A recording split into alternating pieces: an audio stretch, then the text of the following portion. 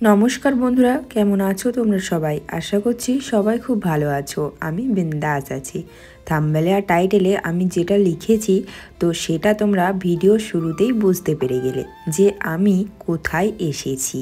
আমি কিন্তু আমার আগের জায়গাতে আবারও এসেছি। এবারে তোমরা বলবে তুমি তো যেভাবে ভিডিও ছাড়ছিলে সেভাবে মনে হচ্ছিলো নিউ জায়গায় যাচ্ছ। দেখো, আমরা বেশিরভাগ সবাই জানি যে ফোর্সে যারা কাজ করে তাদের কিন্তু একটা জায়গায় মিনিমাম 3 বছর পোস্টিং থাকেই। আর যদি কারোর ভাগ্যের জোরে 4 বছর হয়ে যায়, ঠিক আছে, কারণ আমাদের ওপরতলায় যে একটা লোক ছিল তার কিন্তু 4 বছর পোস্টিং এই জায়গাতেই ছিল। আমাদের যদিও বা 3 বছর হবে হয়তো, ঠিক আছে।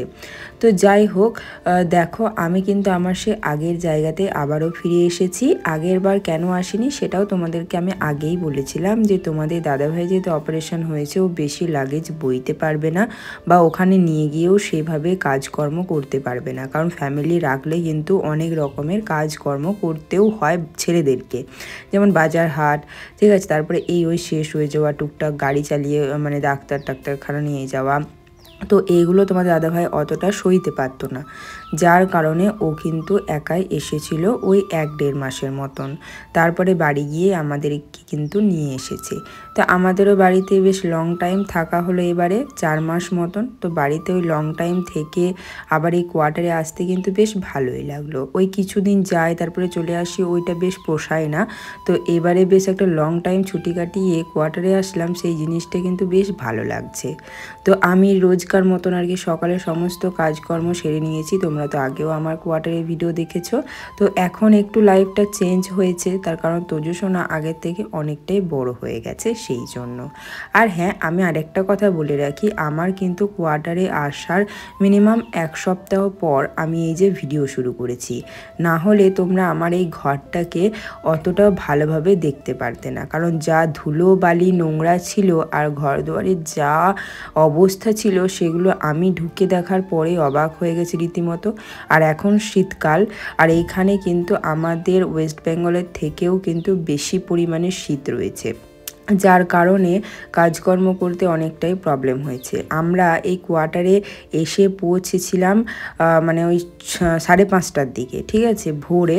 তো সেই সময় এসে ওই ধুলোবালির মধ্যে কাজকর্ম করাটা এতটা যে কষ্টকর হয়ে দাঁড়িয়েছিল কি বলবো তোমাদেরকে। আর তার মধ্যে তোজসোনা বমি করছিল, কারণ ও 3-4 দিন ধরে পটি করেনি, ট্রেনের মধ্যে কিছু খাবার দাবারও খাচ্ছিল না, এমনকি ও ট্রেন থেকে নামার পর বমি করছিল।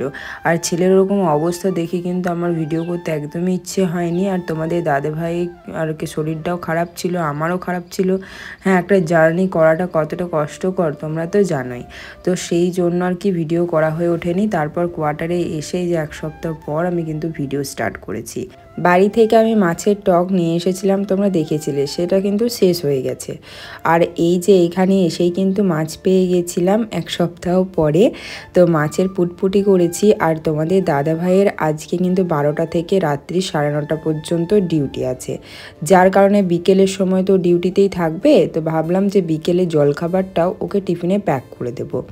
ওই ছোলা সেদ্ধ করে তেঁতুলের পিউরি দিয়ে পেঁয়াজ লঙ্কা দিয়ে এটা মাখা করে দিয়েছি, শ্যাও ভাজা দিয়ে, বেশ টেস্টি লাগে খেতে।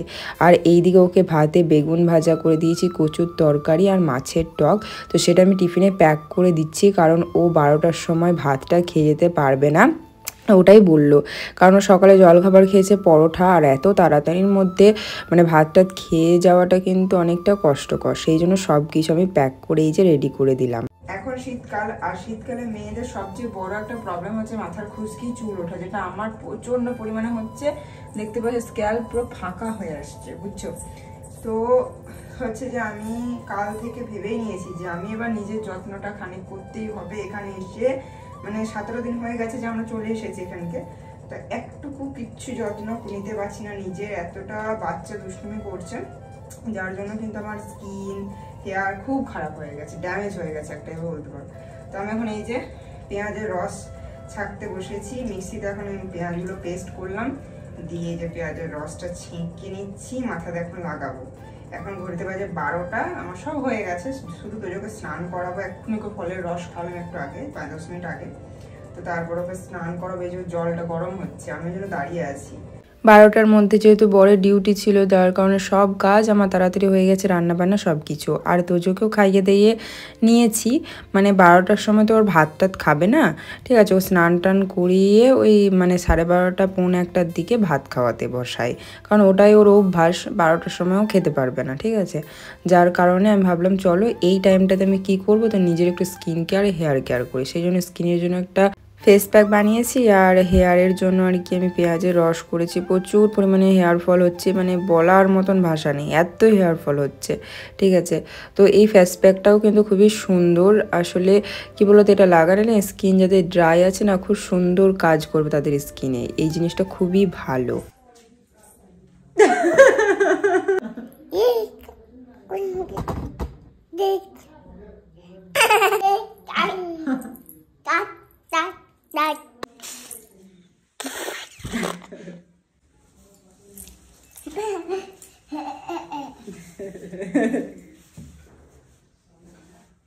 ও তাও চুমু দিচ্ছি আমাকে, আমার ধর না। আমাকে দেখে তোজোর ভয় পাওয়া তো দূরের কথা, আমার কাছে এসে শুধু হাসছে। আর ও একটু আগে একটুকু ভাষা বললো, তো কি কথা বললো তোমরা কি কেউ বুঝতে পেরেছো? বুঝতে পারলে কিন্তু আমাকে কমেন্ট করে জানাবে। পড়ে যাবে এভাবে। সোজা হয়ে বসো, সোজা হয়ে বসো, সোজা হয়ে বসো, সোজা হয়ে বসতে বললাম কিন্তু আমি। বসে পড়ো, বসে পড়ো, বসে পড়ো, বসে পড়ো, হ্যাঁ বসে পড়ো, হ্যাঁ গুড বয়। তো বন্ধুরা, তোজোর ভাত চলে এসেছে এখন। স্কিন কেয়ার হেয়ার কেয়ার করলে হবে, টাইমলি বাচ্চাকে খাবারটাও দিতে হবে মুখের কাছে। দেখছো, ও ভিডিও করা জানে কি করে করতে হয়। ধর, কাউ করো, কাউ করো, কাউ করো, কাউ করো। ফেস প্যাকটা লাগানোর পরে আমি চুলে পেঁয়াজের রসটা লাগিয়েছিলাম, তারপরেই কিন্তু আমার ছেলেকে স্নান টান করিয়ে রোদ্রে বসিয়ে রেখেছিলাম। তারপর আমি ফেস প্যাকটা ধুয়ে ওকে খাবার টাবার খাইয়ে রেডি করে ঘুম পাড়িয়ে দিয়েছি। তারপরে আমি চুলে স্নান টান করে বাড়ির সমস্ত কাজকর্ম, বিকেলে যা যা থাকে, বাসন ধোয়া, ঝাঁট দেওয়া, কাপড় নিয়ে আসা, কাপড় গোছানো, হ্যাঁ দুধ গরম করা, সব কিছু সেরে এখন আমি বসেছি এই যে পেয়ারা খেতে, ঠিক আছে। এখন মানে 3টে বাজে, হ্যাঁ। তো আমার সমস্ত কিছু কমপ্লিট, বিকেলের যা যা কাজকর্ম। আর চুলটা কতটা মানে গ্লেজ দিচ্ছে, রোদ্রে বসেছি তো, আর একটা খুশকি মানে চুল থেকে আর বের করতে পারবে না। মানে পেঁয়াজের রস, লেবুর রস, এগুলো এত ভালো কাজ করে, তারপরে চালের জল, মানে খুব ভালো কাজ করে। তারপর আমি আর কি বসেই ছিলাম, তো 4টা যখন বাজলো, তোজোকে ঘুম থেকে তুলে ওকে খাবার দাবার খাইয়ে দুজনে মিলে রেডি হয়ে এখন আর কি বেড়াতে বেরিয়েছিলাম। ওর বাবা তো ডিউটিতে আছে, ওকে এই বিকেলে ঘুরে বেড়ানো নিয়ে কাজটা এখন আমারই ওপরে পড়েছে।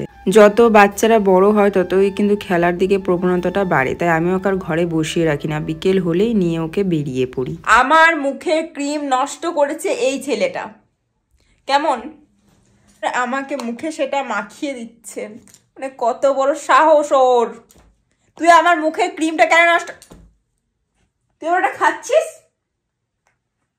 তুই এত বড় স্পর্ধা।